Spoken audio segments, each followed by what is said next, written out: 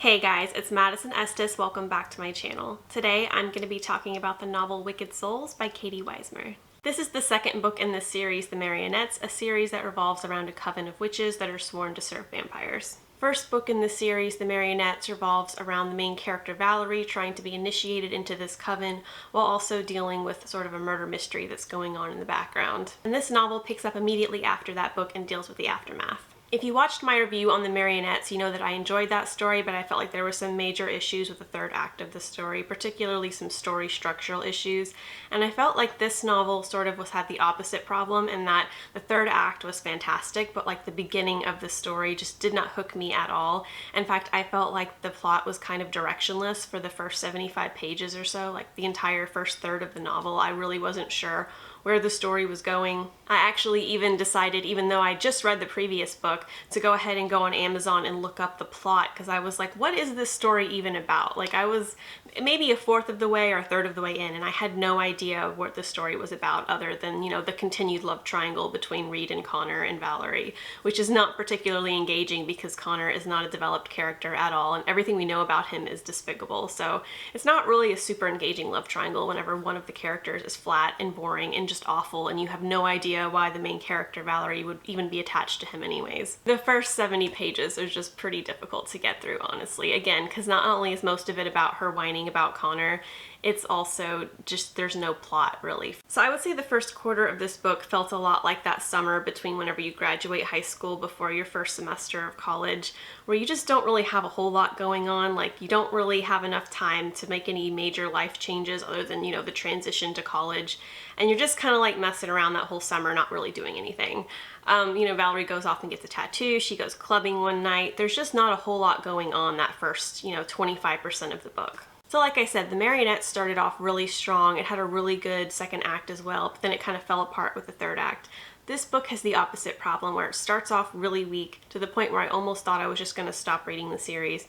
And then it gets better in the second act, and then the third act is fantastic, all the way up into the ending whenever I thought that, it was going to be a bad cliffhanger like the first book. I was like, oh man, she just doesn't know how to end these books on the right cliffhanger. And then I read it to like the last chapter and I was like, oh, thank goodness, like it works. The ending really works well. So the plot of this novel, again, is like I said, it's mostly just the aftermath of the initiation. She is still, for some reason, even though it seems like she got accepted into the Marionettes, apparently she still has to continue her classes. There's still a lot of things she has to learn. I was under the impression that once she graduated, that was it. Like, she knew everything she needed to do and she was immediately going to start serving the vampires. But apparently this is kind of like a work-study program where she has to serve the vampires, she has to serve her vampire partner Reed, but she also has to keep studying as well. So yeah, that's kind of a bummer. But the story also revolves around two storylines from the previous novel, the first being the Wendigo mystery. That story becomes more relevant in this novel and you understand why it was brought up in the first one.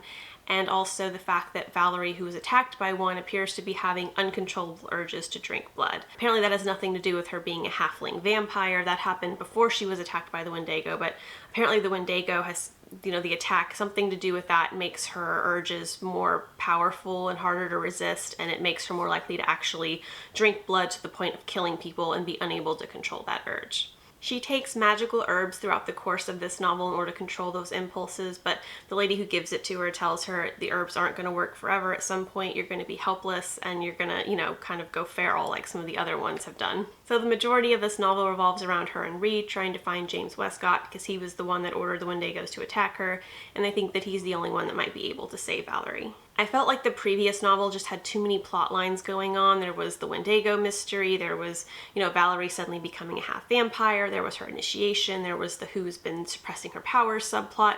There was a lot going on in that novel, and not everything felt as connected, especially by the end of the novel. A lot of those storylines just didn't come together. This story had a lot less going on, and the story was richer for it because there was time to actually explore the subplots, and then at the end, all of the storylines were able to come together in a way that felt logical and cohesive. I also really like the developing relationship between Reed and Valorie. In the first novel, Reed was very stoic and mysterious, and him and Valorie were just getting to know each other. And in this novel, their relationship deepens a lot. Reed is really protective of Valorie, of course, under the guise of, well, you're my responsibility because I inadvertently made you a vampire, but we all know it's because he likes her.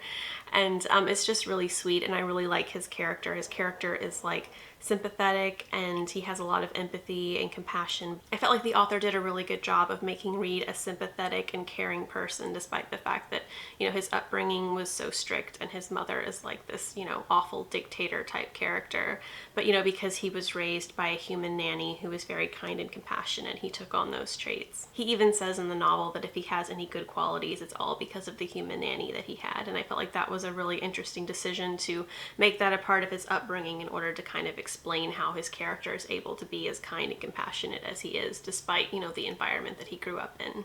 Okay, so I was just looking through my notes. I was taking notes as I was reading it, and it's really funny that like 80% of my notes are, I hate Valorie talking about Connor. Every time Valorie talks about Connor, I want her to die. I feel like every issue of Wicked Souls should come with one free wine bottle so that you can tolerate the first 70 pages of Valorie whining about her breakup. Like, it's just really difficult to read through. But it's not only that, it's also the fact that she feels needlessly guilty over something that is completely not her fault. So it's just really difficult to listen to her hear about things like, whatever Connor needs, I'm gonna do it for him because this is all my fault. It's like, nothing is your fault, Valorie. You have no agency in this story. So quick spoilers for the Marionettes. If you haven't read the Marionettes yet, I don't know why you would watch this video anyway, since this is the sequel, but you know, definitely you might want to leave right now before I get into it. But before you do, don't forget to like this video and subscribe. Otherwise, a Wendigo will eat you. So at the end of the Marionettes, Valerie's final task is to kill Connor. She doesn't want to do it, and Reed knows that she's not going to do it, so he glamours her. Basically, he uses some kind of like vampire mind trick. I almost said Jedi mind trick.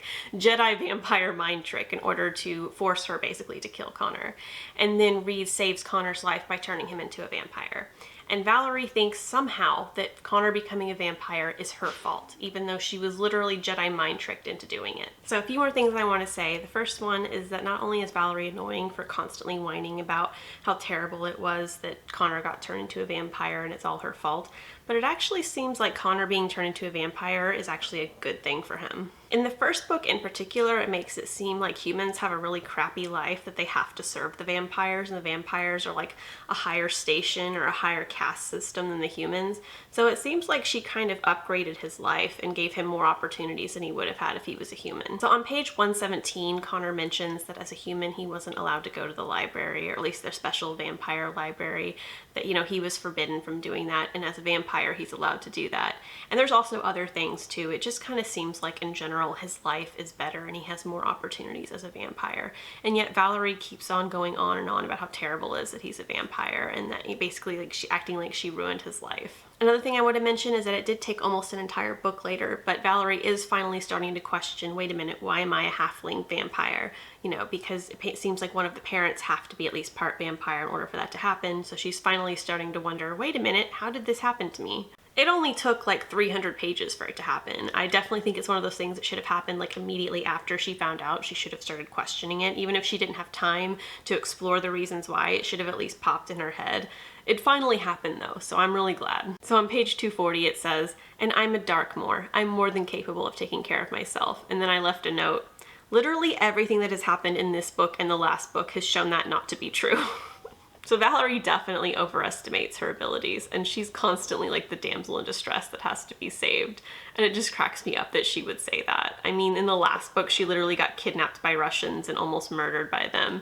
And then in this book, she's like literally going feral and like killing people, and she has to cover it up. And like she's dependent on these herbs in order to, you know, not go feral. And she's dependent on Reed in order to drink his blood so that she doesn't go feral. It's like she's a very helpless character. So for her to be like, I can take care of myself, it's just so...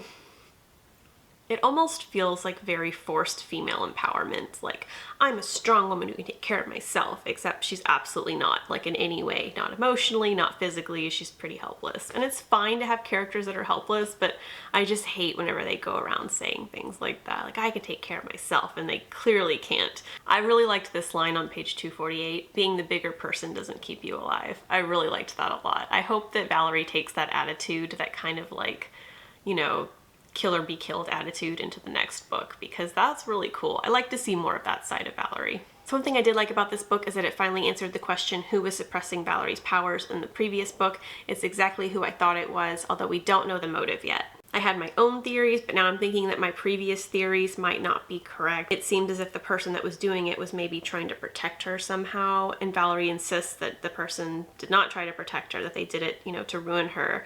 I think maybe they did it to protect her though. I don't know. I don't understand what the reasoning was behind that. We still don't have any idea or any explanation as to why it happened. So I'm hoping that'll get answered in the next book. I don't mind getting some partial answers, and I am glad at least that it got brought up again, because again, for like the first 2/3 of this book, it didn't even mention who had been suppressing her powers, which was kind of the key mystery of the first novel. So I'm glad it got brought up again. I kind of wish that we gotten a little bit more explanation, or at least that like in the first 2/3 of the story that Valorie had thought, hey, I wonder if, the person suppressing my powers is connected to the Wendigo attack that, currently has me in a helpless situation. She just goes from one helpless situation to the next, and she doesn't think about how some of those things could be connected. That was my problem. Like, I really wish that she had kind of like made that connection that these two things might be related, and maybe they are, maybe they aren't, but I still feel like a logical character in that situation should have at least suspected that those two things could be related. So yeah, like the more I talk about this novel, it's just like, it is a lot better than the first one though. And I really, really love Raid and Valorie, and that steamy scene that she talks about on her booktube, Katie Wismer talks about on her booktube. First of all, I want to say I was a little bit disappointed that there was only one. The way that Katie Wismer talks about this book on her booktube, you think it's just a trashy vampire novel. In fact, I think she's even called it that before. But there's only one sex scene, although it is a very good and long sex scene. But like there's only one, and I just feel like you don't get to call your book a trashy vampire novel until there's at least 2 or 3. On page 279, this bugged me just a little bit. Reed tells Valorie that when they first got paired together, he thought that he was going to hate her. But that contradicts the free mini chapter that you get if you sign up for a newsletter, which is in his point of view, where he basically tells his mother that he wants to get paired with Valorie. So I'm not sure if he's lying to Valorie, if he has like, amnesia. I don't understand why he would tell her, I thought I was going to hate you when we got paired together, and yet he's the one that secretly requested they get paired together. Like, it's one thing to not tell her, hey, I requested us be paired together because I low-key think you're hot.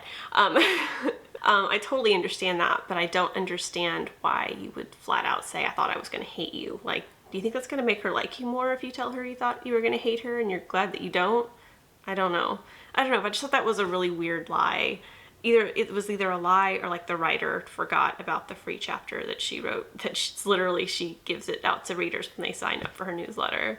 I don't think that she forgot, so I guess he lied to her about that, but I don't know why he would lie about that.